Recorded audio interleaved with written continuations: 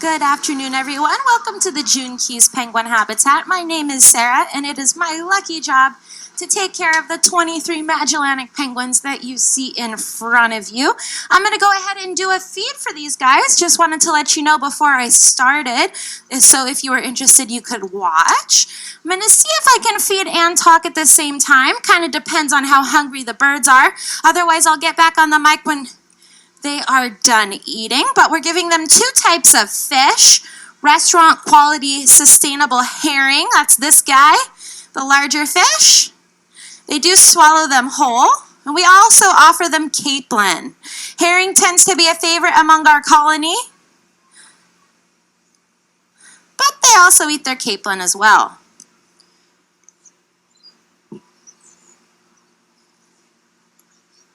Magellanic penguins are native to South America, Chile, and Argentina, so they eat small schooling fish, krill, and maybe a cephalopod like an octopus or a squid every now and then.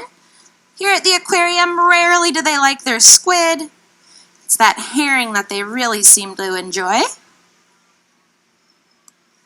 We're getting really close to, well, we kind of are in the middle of molt, even though there aren't any birds currently molting. 3 of our birds have gone through that molt already. So if you were here in 2018 and you saw some juveniles or some chicks, those guys don't look like that anymore. They used to look very gray and muted, kind of blend in, trying not to be too obvious, because when you are a penguin, you can be a prey species. So that subadult or juvenile plumage is kind of like a, hey guys, give me a free pass, I'm just learning how to be a penguin.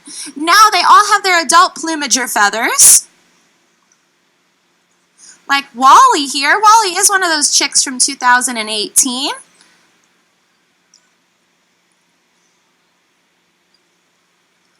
And he got himself a herring. This is Dee. Dee is actually named after Dr. Dee Boersma, who studies these guys and is a big advocate for them in their natural habitat. She also got their largest breeding colony in South America, Punta Tombo, protected.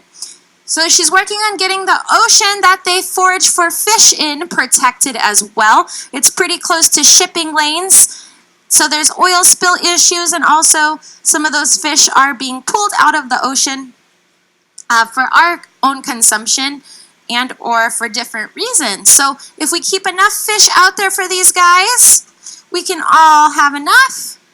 But it's kind of a matter of making sure these guys have enough food.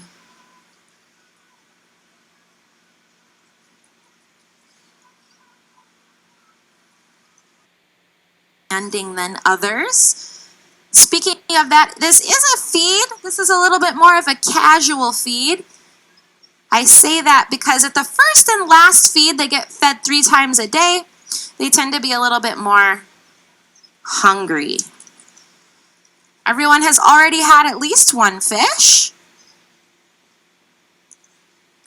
And their diet just started increasing. That's why I'm very confident that that molt's on its way. Now, penguins go through what's called a catastrophic molt. They have to replace all of their feathers once a year, because like I mentioned before, that feather structure itself is what keeps them dry in the water. So after a year of wear and tear on their feathers, they have to replace them, and it's not that hard when you're a penguin. You basically bulk up ahead of time, and that's kind of where we're at now. This is pre-molt. What we see as a molt takes about 5 weeks, but it takes about 2-3 months for these guys to really finish up that molt.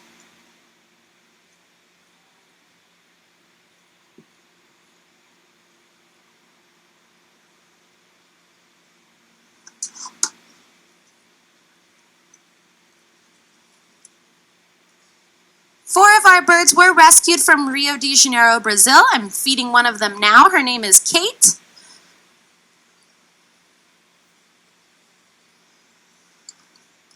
And our oldest bird, whatever is eating right now, that is her name. She only likes capelin, and she kind of likes when I toss them to her. Otherwise, drops them on the ground.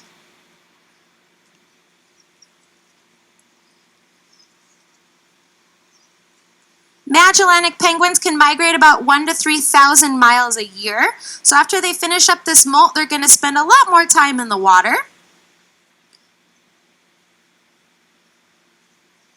And then it'll be time for their breeding season. So they follow a pretty strict cycle.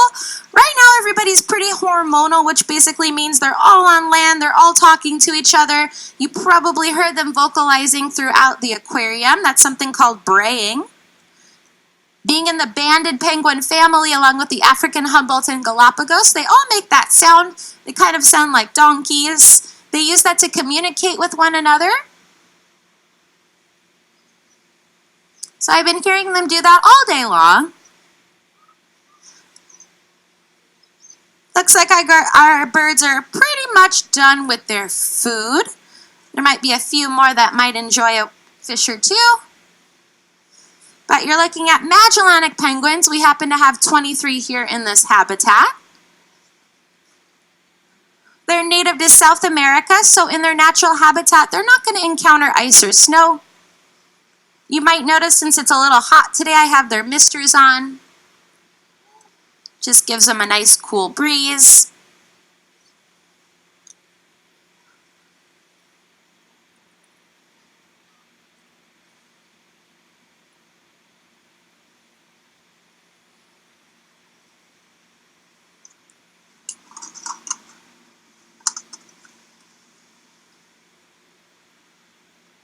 All right, thank you guys so much for supporting us. We are a nonprofit institution, so your admission is going right back to these animals.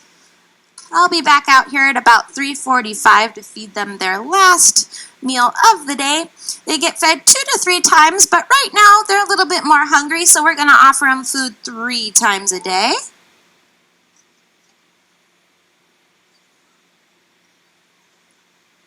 And enjoy the rest of your day here at the Aquarium of the Pacific.